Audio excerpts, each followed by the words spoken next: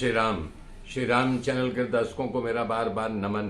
मेरे मित्रों, मैं आशा कर रहा हूँ आप लोग मुझे देख रहे हो, लाइक कर रहे हो, सब्सक्राइब कर रहे हो और मेरी वाणी को जन जन तक पहुँचा रहे हो। मेरे मित्रों, कल मैंने बताया था कि ममता रत सन ज्ञान कहानी, अति लोभी सन बिरति बखानी, क्रोधै सम कामी हरि कथा, ऊसर बीज बये फल जथा।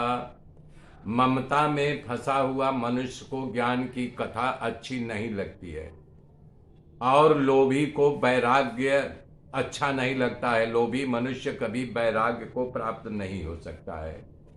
क्रोधी को शांति की बात करो तो उसके अंदर शांति न हो करके और जैसे अग्नि में घी डालो तो भड़ाका होता है, ऐसे उसका क्रोध और बढ़ जाता है।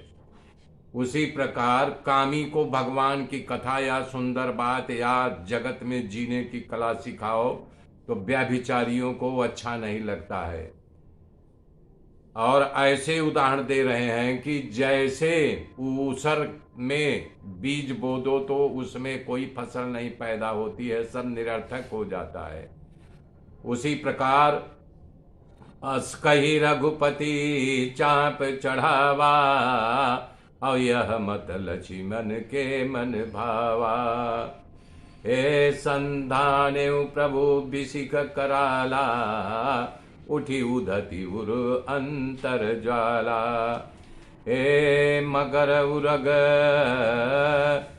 हे मगर उरग झस गनय कुलाने, और जरत जंतु जल निधि जब जाने। कनक थार भरी मणि गण नाना, अभी प्ररूप आयं तजिमाना।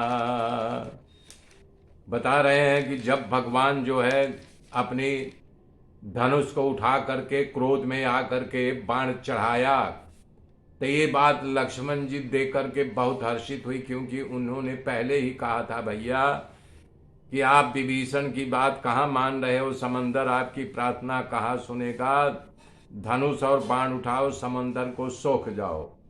वही बात 3 दिन बीत गया, 3 दिन इधर बचा है, बीच में 1 दिन बचा है, तब न इधर के न उधर के हुए, तब उन्होंने धनुष बाण को उठा लिया।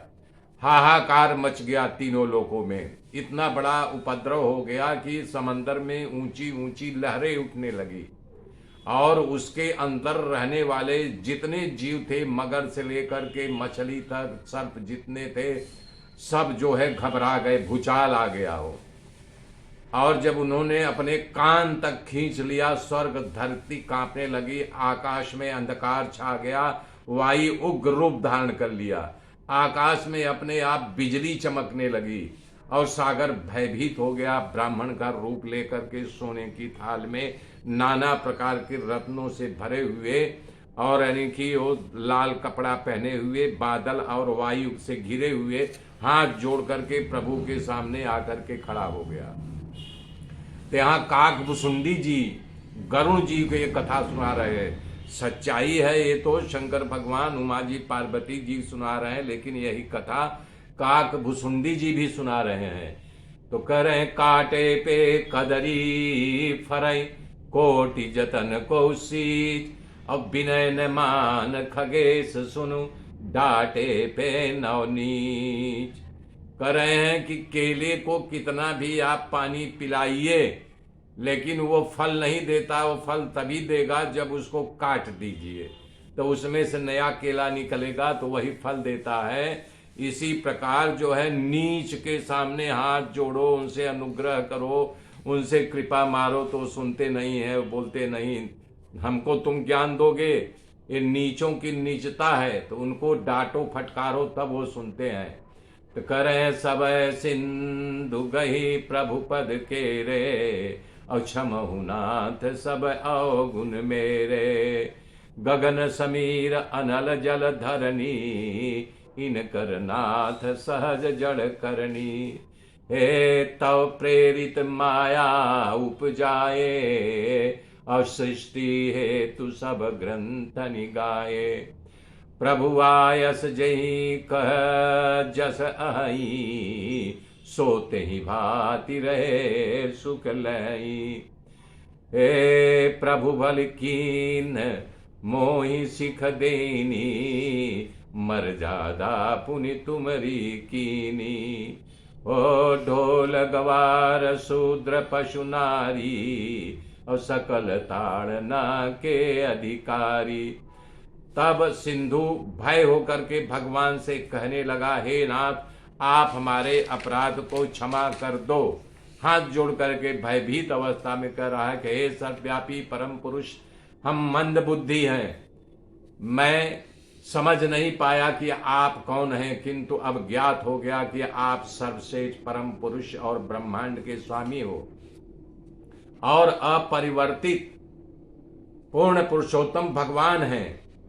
हे रघुवंश के प्रतिनिधित्व करने वाले वंशज, पृथ्वी जल अग्नि वायु तथा आकाश से सदा हे प्राकृतिक लक्षणों से प्रभावित होते हैं, हम भी उसी में जड़ता में ही है न।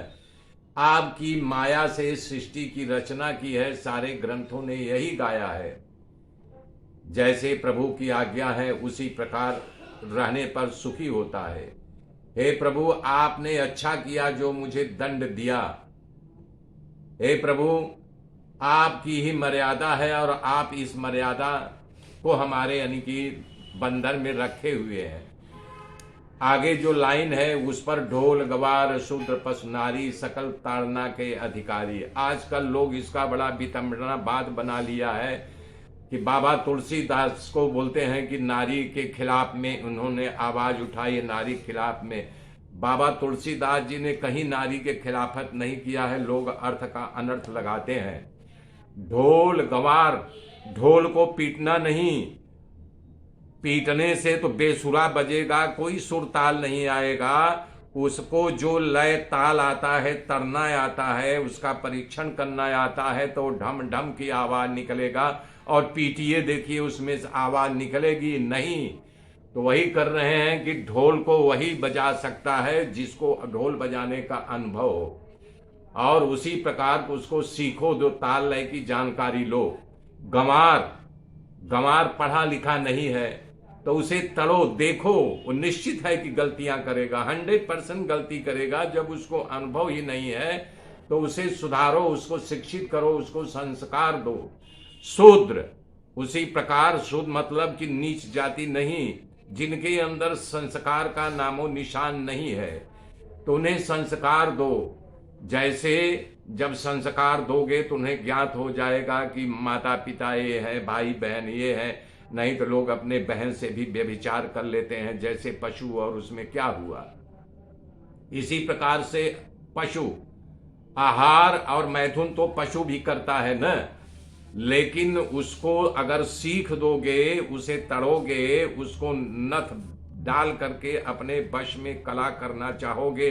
हाथी भी अंकुश से वश में आ जाती है, जबकि हाथी बहुत बलशाली होता है, शेर से भी मुकाबला करने की उसमें शक्ति होती है।